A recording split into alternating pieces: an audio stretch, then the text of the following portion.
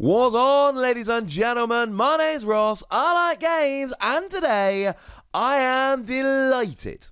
And the reason I'm delighted is because the lovely DTCG review over on Twitter has gone and collated a bunch of tournament results for the Digimon trading card game, which means for the very first time, we can actually start looking at what the actual best decks are, and instead of trying to fluff around and flounder and figure out what's good, no, we can actually see with absolute certainty what is good. Blue. Blue is good. Now, this table was made by the lovely DTCG review, and seriously, if you're not following that dude over on Twitter, make sure you do. And we can see that it's kind of close between red and blue, but blue has the wins. The real difference here is the blue has 5 wins, whereas red has 3 wins and 2 second places. We then see green and yellow with 2 wins each, and hybrid is there in and around, but hybrid's not making enough waves for us to really take it too seriously. So we really are coming into almost like a 2-tier system here, with red and blue fighting it out for first, and green and yellow really bringing up the rear. But then again, if you've been watching this channel regularly, and if you're into the Digimon trading card game, might I kindly ask that you are, what you will have seen is that I've been covering red and blue more than the other colours. And it's not necessarily because I like those colours more, it's because that's what's been winning, that's what's been doing well, that's what we need to talk about. So with blue being the best, the question is, what are the best blue cards? And what do we need to get very excited about? Well, there are a couple that probably shouldn't surprise you. It is a combination of Uppamon and Gabumon.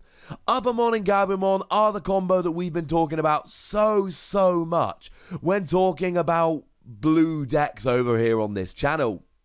What we've seen is that Uppamon's got a skill whereby when you are attacking, as long as your opponent has any Digimon in play with no evolution sources, you get to draw a card. This is a good thing. Drawing extra cards is generally a very good thing. We then have the Gabumon, and both of these did come out in New Evolution, whereby when you play it from your hand to the bench, or to the field, not really a bench in Digimon, you get to draw a card. So what we see here is basically extra draw power. All of a sudden, you get to draw more cards than your opponent, which gives you more options than your opponent. The other thing we've seen very much along these lines is going back to the starter decks, people have been really taking advantage of Hammer Spark. A 0-cost card that gives you an extra memory, or if it comes out as a security card, an extra 2 memory. And what that basically means is more memory to do more stuff. The downside is it's a 0-cost card. It basically just, you play it and you get a memory, but you got 1 fewer card in your hand. But if you're playing all of these draw options, ladies and gentlemen, it doesn't matter. And that's a good thing. Another thing that makes me absolutely over the moon, beyond delighted, is that Monzemon has actually been a really good, viable card. And the reason why Monzemon has been so gosh darn good is because it is a level 5 that costs 2 to evolve. It really is as simple as that. A lot of these blue decks are going into level 6s and actually going up into Omnimon here up to the level 7. And what we need in that regard is we need to be able to get up the evolution line as fast as we can. Monzemon has been coming out in that regard as a 2-cost to evolve level 5, which, generally speaking, for a level 5, we would expect to pay free. The average to evolve into a level 5 is free, so by coming out of a 2-cost to evolve, it might just be 1 memory, but that makes a huge difference. Remember, Hammer Spark gives you an extra memory, and that's a really good card that's seeing a lot of play. Now, the other thing we see here, of course, is that Metal Garurumon is amazing. Metal Garurumon has that skill whereby when you attack, you get to deploy a level 4 or below Digimon without paying the cost. And that's one of the things that's really made Blue so gosh darn good, is that Metal Garurumon is just that gosh darned good. 12 cost to play normally, 3 cost to evolve, 11,000 power, nothing special about the stats, but being able to deploy a new Digimon without paying every time you attack is good. And there are some really, really nice options. I have made no secret of the fact that as far as I'm concerned, the best option is the Garurumon that makes one of your Digimon active. So essentially you attack with Metal Garurumon, you get to play Garurumon without paying for it, and then you get to make one of your Digimon active, like for instance Metal Garurumon, and then when you attack you get to deploy a level 3 from under it as well, quite possibly Gabumon that lets you draw a card. And that sequence can be absolutely brutal. Attack with Metal Garurumon, deploy Gabumon, make Metal Garurumon active, attack with Metal Garurumon, deploy Gabumon, draw a card, and then all of a sudden you've had 2 attacks, you've got 2 extra Digimon on the field, and you've gained a card as well. That is absolutely ridiculous, ladies and gentlemen. The other option, of course, we do need to be thinking about strongly here is Grizzlymon, or maybe to a lesser extent Monmon. They're both blockers. Generally speaking, Grizzlymon is the better option here just because of the increased power, and because there are other level 3s we'd rather be playing, but don't sleep on the fact that you can use Monmon as well if that's what you're into. Of course, when you're getting up into the level 6s but deploying the level 4s and 3s, that is really where Monzimon comes out here with a huge amount of bonus, because you don't need... The level 5 in this deck is actually largely irrelevant. So you just need to evolve up quickly to get to Metal Garurumon so that you can be rolling in that regard. Oh yeah, and we also do the same thing with Kaiser Nail here. That's seeing a fair bunch of play. It's just a 4-cost card that lets you choose one of your Digimon's evolution sources and play it as a separate Digimon without paying the cost. If you get all the way into Omegamon here and then play Kaiser Nails, you can actually deploy your Metal Garurumon as a separate Digimon, which is kind of ridiculous. Of course, you might not want to do that. Remember that Omnimon, when you attack, you return the level 6 it evolved from to your hand to make it active, so it is one or the other in that regard. And that's essentially what Blue have been doing so gosh darned well. Drawing extra cards, getting extra memory, deploying extra Digimon, making Digimon active. You can see how this would all add up. Blue just gets to do extra stuff. Now, Blue has very much been the best deck, and I feel confident saying that with the results that DTCG Review have given us, and they seem pretty reliable. But what about Red? What's so good about Red? And generally speaking with the Red here, it has just been aggro. One of the weird tricks, which I wasn't necessarily expecting to see so much, is that we've seen Metal Tyrannomon actually being a really, really good, viable Digimon, and really has been at the center of decks. Now, it is a vanilla card. It's a level 5, 3 cost to evolve, 10,000 power. Now, bearing in mind the vanilla level 6s that came around in the starter decks, things like Pleasiumon, for instance, which incidentally is seeing quite a lot of play in blue decks, they come around as 10 cost to play normally, albeit 2 cost to evolve, 12,000 power. So you are paying 3 less, but you're still getting a 10,000 power Digimon. Bearing in mind, we saw stuff like the starter deck Seraphimon only has 10,000 power. Now has an amazing skill that reduces the power of one of your opponent's Digimon by 4,000 when you attack. No arguments there. But the fact of the matter is, it's still 10,000 power. This has the power of a weaker level 6, but you can play it for 7 memory or evolve it for free, as in 1, 2, 3, not for 0. That's pretty gosh darned good. Now, the other thing to bear in mind is that Omegamon has popped up in pretty much all these decks. Omegamon has popped up in more red decks than it actually has popped up in blue decks. Blue decks, it comes in around half of them.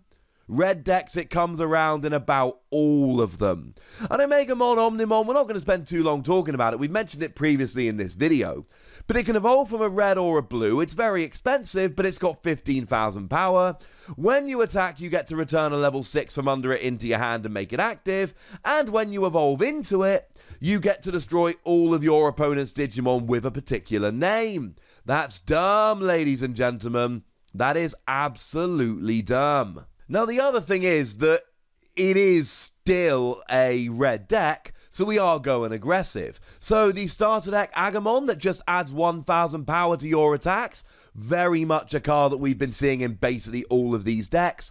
And the second promo, the magazine promo Agumon, that adds 2,000 power but only if you evolve into Greymon, has also seen a huge amount of play.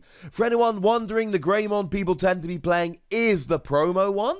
That is the one whereby if you've got Agumon in your evolution sources, you get plus 1,000 power. It's not the only one that's seeing play. The starter deck that's got an inheritable skill that gives you an extra security attack, or the one that evolved from it, is seeing a bunch of play, but not as much play. But very much the Agumon-Greymon combo it's in full force here. Now, if anyone's wondering about red, the Digitama of choice is actually the Yokomon that came around in New Evolution, and when you're attacking an opponent's Digimon, you get an extra 1,000 power. Like I've said, we're talking red decks here, we're talking extra power, extra security attack, and the thing is, right, that Dark Tyrannomon, yeah, fine, it might be a vanilla card, but if you evolve from Agumon and then Greymon, all of a sudden you're an 11,000 power with security attack plus 1. This adds up very, very quickly. Obviously, Cordramon as a blocker is very popular, the blockers generally are, and Gaia Force is an option card that just needs to be played. It's an 8 cost which is hyper expensive, but it just destroys one of your opponent's Digimon generally. That is ridiculous. And if it comes out as a security card, you actually get to use it without paying, which again is it's a little bit silly if I'm honest with you, ladies and gentlemen. It's a bit over the top, but I mean that in a good way with nothing but love. It's the kind of thing you need to be playing. Worth noting as well that Huamon, the generic vanilla level 6 that came around in the starter decks, just 10 cost to play, 2 cost to evolve, 12,000 power. That is seeing a bunch of play here, like Pleziumon is seeing a bunch of play in blue decks. So, is worth noting. They probably come around in around about half of the decks, but they're very, very much worth talking about and mentioning. And to be fair, Huamon is a little bit more than half of the decks. So that's generally what we're doing with red decks. We're not going to spend as long talking about green and yellow decks because honestly they're not performing as well. I want to start really focusing on these decks that are doing well and smashing. So when we're talking red and blue, I want to be talking about the combos that are getting them up to victory. When we're talking to green and yellow, it's not the same. Now, green, obviously, we've got the Dimension Scissor Granku Wagamon combo that I have been shouting about since I first saw the cards. It really is a great, great combination. Granku Wagamon is the one that's got 15,000 power on your turn and has got piercing. When you destroy a Digimon, you also get to perform a security check. And Dimension Scissor is the option card that's free cost until the end of your turn. You pick a Digimon, and until the end of your turn, that Digimon makes itself active every time it destroys a Digimon. So, Granku Wagamon's got 15,000 power and piercing, destroy a Digimon, perform a security check. Oh, now I make myself active. Destroy a Digimon, perform a security check. Oh, now I make myself active. And obviously Flower Cannon allowing you to rest any of your opponent's Digimon so they are then available to be attacked. That's another card which is a very nice green card that's seen a lot of play and a lot of love. Over in yellow, it's lowering power and recovery. Mistymon's very popular. You lower 2 of your opponent's Digimon by 3,000 power when you play it. Slash Angemon, when you evolve, you give one of your opponent's Digimon minus 8,000 power. They've been fun little combos. Worth noting that Sesamon, who's got Jammer, cannot be destroyed by security Digimon. That has seen quite a lot of play, if I'm honest with you. And it is worth noting that the Petermon-Tinkermon combo has also been fairly popular. For those people that are playing yellow decks, it's been a popular little combo. 2 of the 3 successful decks have been playing it. That's the one whereby Petermon, when you play it, you get to play a Tinkermon from your hand or your trash without actually paying its cost. Again, I don't think Tinkermon is a good Digimon, but I think when you're playing her for free, it gets an awful lot better. The other cards that we've seen see pretty sustained play here are the Angel Woman from the starter deck. That's the one where when you evolve, and the number of security is 3 or less, you get to recover 1 card. Put the top card of your deck down as an extra security card. And also, 7 Heavens has been quite good. It just gives a Digimon minus 10,000 power until the end of the turn. Clearly, that's going to add up pretty quickly.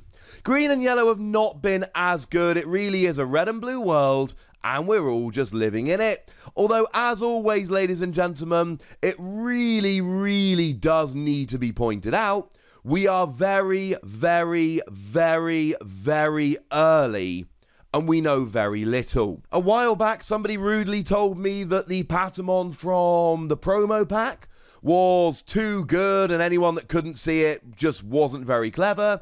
Well, that Patamon, 2 copies popped up in 1 deck, in the colour that was the least successful over the course of the first weekend. But does that make Patamon a bad card? No! That's my point. That's exactly my point here. Patamon might be amazing, and I might be stupid for saying that it was situational and not that good. That might have been a really dumb thing for me to say. The fact of the matter is, early results are saying that Patamon is not all it's cracked up to be, but all we have is very early results, so let's not get too caught up too quickly, shall we? For now, ladies and gentlemen, I want to know what you think about this. I want to know what deck either you're playing or you're excited about to play, and I'd like to know what your favourite cards are. So let me know in the comment section. Go nuts, be nice. And then make sure you like this video, subscribe to this channel, follow me on Twitter at the Wossy.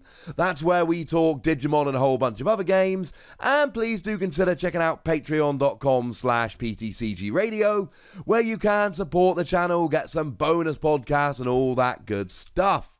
But by far the most important thing, as always, look after yourselves till next time, would ya? Thank you very much for watching. My name's Ross, and you've been watching Wossy Plays.